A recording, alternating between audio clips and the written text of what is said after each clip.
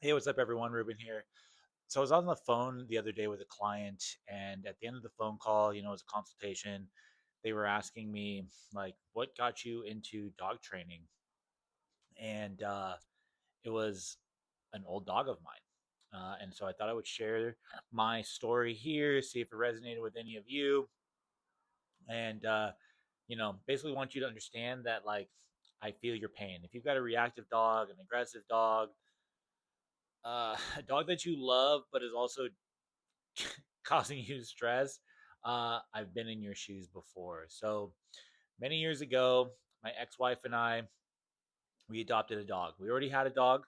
My brother lived with me. He had a dog. We had a cat as well. But we adopted this dog. His name was Roy at the time. You all will know him as Oso. If you don't know, Oso uh, was the dog that got me into all of this stuff. So, rewind. We had a puppy. She was great. She was just like a typical, pretty easy dog. I did some pretty basic like Petco training with her, and she was mostly good. So it was great.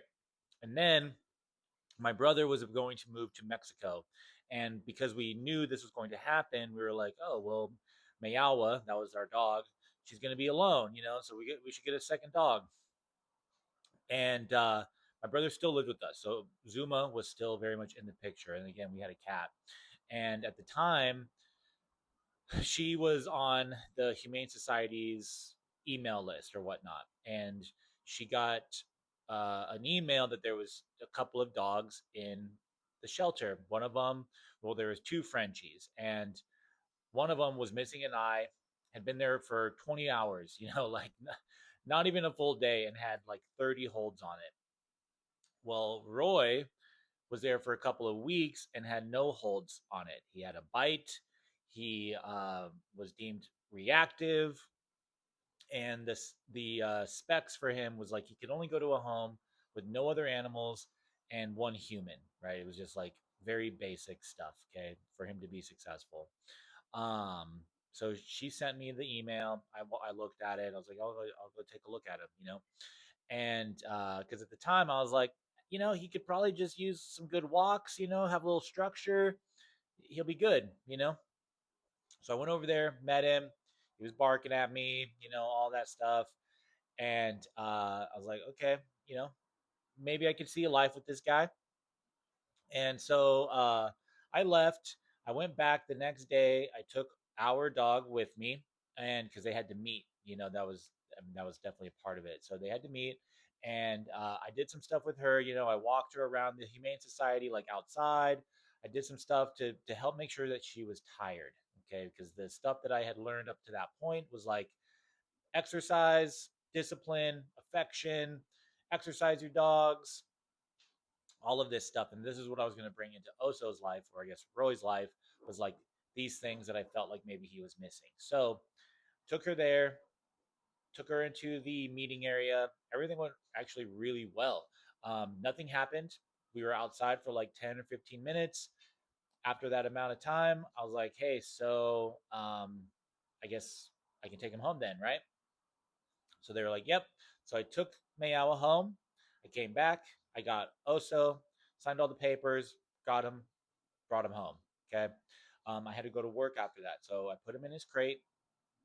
I went to work, and then I came back, and then uh, that's when we started this whole process. Okay. So got home, let him out of the crate. All the dogs are just like moving around the living room. Okay.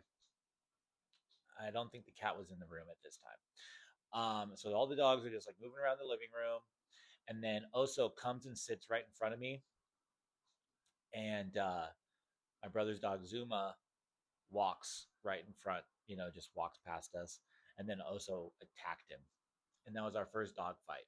Okay, we'd never seen that before, and we were all stunned. We were shocked, frankly, and we broke it up. Okay, but that was the beginning. Okay, we didn't know anything about dogs. We thought we did, but we didn't. Okay. We had my brother had his dog from a puppy. We had Mayao from a puppy. We just did basic things. We crate trained the dogs.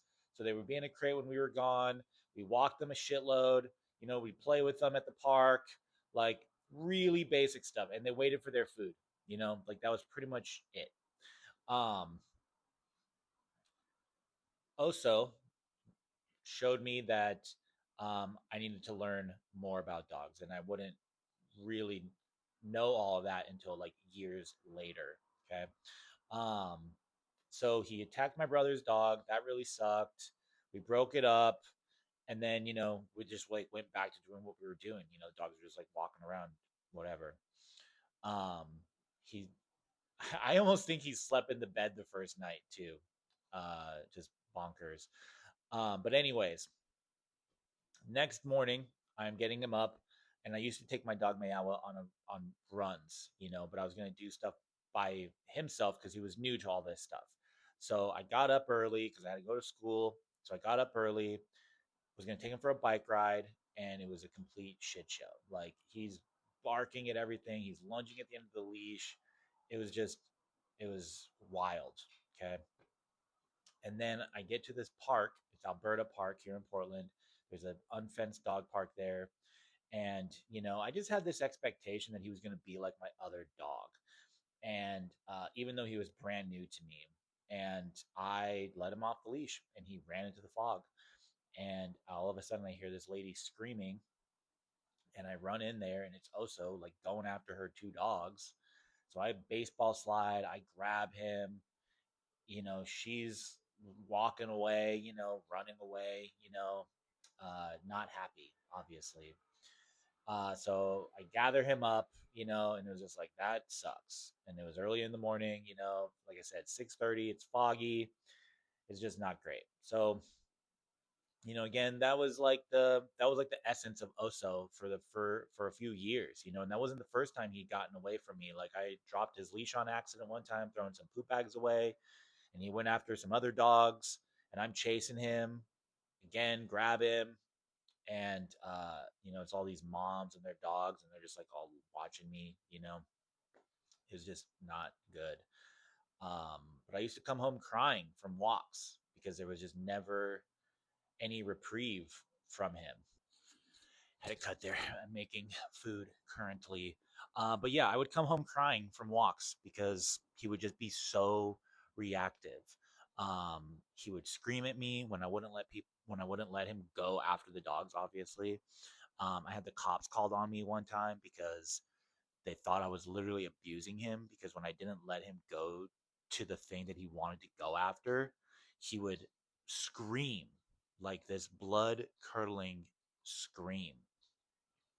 And I remember walking, we were on the sidewalk and this cop pulls up behind me and she's like, "Hey, uh, got a call that like you're abusing your dog." And I'm like, "This guy?" And he's like blowing up at the cop, you know? And they were just like, "Well, I don't even know what to say about that." I was like, "I'm trying to help this guy," you know? Um, yeah, not great. Okay. Um, and I consulted trainers here. I went from both sides of the spectrum, all just, better treats, that's what he needs. So I cook steak, put it in my treat pocket, in my treat bag, it's steaming, take him to the park, try to do stuff with him. He doesn't want the steak, dog 100 yards away, and he's just like oblivious to it. And then another side of trainers, like really harsh corrections and stuff, spray vinegar in his face. He'll smell like a salad. Or, here's an e-collar, here's a cheap one on Amazon. And if he starts to blow up, zap him with the e-collar. And I was like, okay, because I didn't know anything. But I had enough common sense when I didn't think something was working. I would try it out for a couple of months, right? I gave it a shot. I gave it a good effort, you know, with the steak and all of that stuff. Okay, tried it, a couple of months. Jeez, it's still not even doing anything. He doesn't even want it. And then the other side of things, okay, what happens when I waste a squirt bottle, and like the e-collar is not working, right? So I just like scrap all these things, and it's just like back to the drawing board. And I was doing a bunch of stuff with him. It was like he was on the treadmill in the mornings before we'd go on our walks. Like there was a lot of things that I was doing then that I would definitely do different now, but I was doing a lot. I was trying to like put a backpack on him to make him to have him be like working a little bit harder. But he was just a beast. That's all I was doing was turning him into a beast. He was a muscular little dog. He's 25 pounds. Yeah, 22 and a half. But yeah, consulted trainers here, and I was just exhausting my options. At one point, I sent him away to a board and train. He was gone for 30 days, and I remember watching the Facebook page and just being like, "Wow, Oso's around dogs. That's cool. He's around these trainers' dogs. This trainer's dogs. That's cool. So I had a lot of hopes for him, but then he gets dropped back off to me, and the trainer's like, "Oh, I think he needs more time." And I was like, well, I don't have money to give him. I don't have money to send him away for 30 more days. I was a college student, and I used my tax money to send him away. It was like $800. Um, so I couldn't afford it. So I was like, okay, back to the drawing board, I guess. Because he came back basically the same dog. And yes, the board and train definitely could have been handled a lot differently as well. Especially because I have been doing them, and this what this person was doing is nothing like what we had done in the past. So I had my dog back. He was basically the same, and we were back to the drawing board. You know, um, but again, I didn't know anything, and I actually ended up going to work for that trainer at another point, and I ended up leaving because he didn't actually know anything about dogs, and he like hit a dog one day, and I was like, if this is what you're trying to show me, I'm not even about that, and so I left, and I was unemployed because I quit all the jobs I had. I was an intern. I was a dog walker. I was working at a liquor store, and then I was working with this trainer. You know, and I quit. I had quit those other jobs to go work for him because he wanted me to work for him, and then I quit. I left, so I was unemployed, and then I was like, okay, I think I'm going to start a dog walking business. So I did. I started a dog walking business, but I had a lot of self doubt because Oso was still a maniac. You know, my other dog Mayawa was great though. But I was like so focused on him that a lot of imposter syndrome was coming up for me. But I persevered.